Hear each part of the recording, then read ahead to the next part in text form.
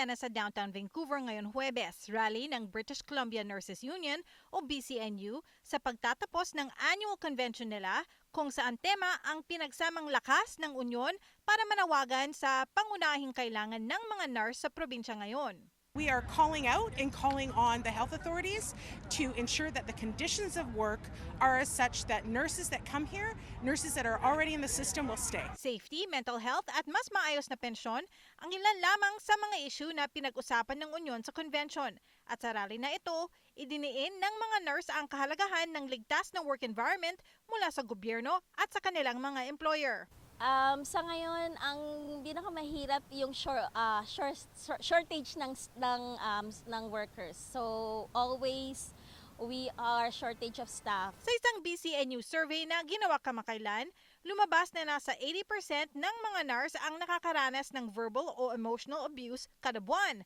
Nasa 60% naman na-expose sa mga illicit na droga na dala ng mga pasyente at halos 40% nakakita ng mga weapon sa kanilang lugar ng trabaho. I've been nursing for like 20 years now.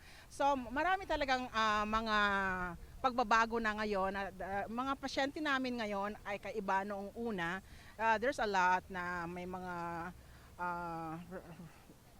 patient na they're using drugs and smoking, which is really a challenge for us nurses, especially sa amin na nag-work ng nights, where there's only small staffing, and yun ang mahirap. Marso 2024 nung inanunsyo ng probinsya ang mga minimum nurse-to-patient ratios para sa mga nurse sa mga ospital o care settings sa BC. Pero ayon sa BCNU, agarang aksyon galing sa mga employer para sa pagpapatupad nito ang kailangan ngayon. Gusto lang namin na magkaroon ng mabilis na pag-action doon sa nurse-patient ratio na 1:4 because doon lang namin makikita na mas safe ang pag-alaga namin sa mga pasyente kung naandun kami sa tamang ratio, which is isang nurse, 4 ang pasyente. Sa ngayon, hindi ganun eh. More than 4 ang mga pasyente namin.